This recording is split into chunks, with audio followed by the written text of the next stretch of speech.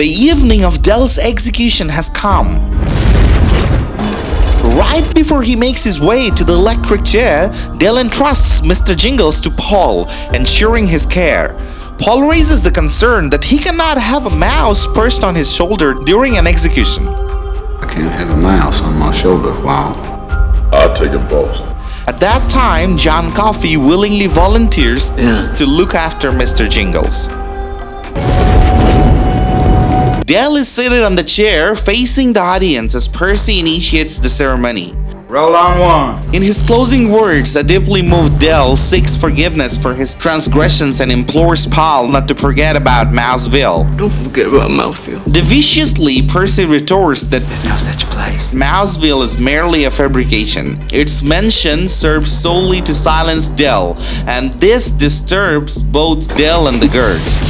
Percy proceeds to attach Dell to the electrodes, deliberately neglecting to wet the sponge placed upon Dell's head, intending to inflict further punishment. Paul observes the dry sponge, but unfortunately it's too late.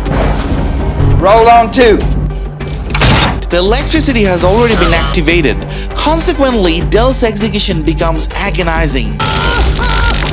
He convulses and screams in torment, horrifying the audience further.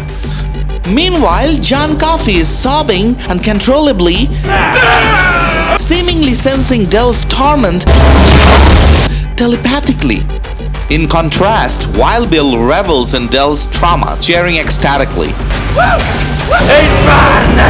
Paul and the other guards watch this with severe anxiety and fear, but refrain from halting the electricity, believing the ordeal will soon conclude. However, they're gravely mistaken. Dell's agony persists until he catches fire. The terrified audience flees despite Helmore's attempts to reassure them.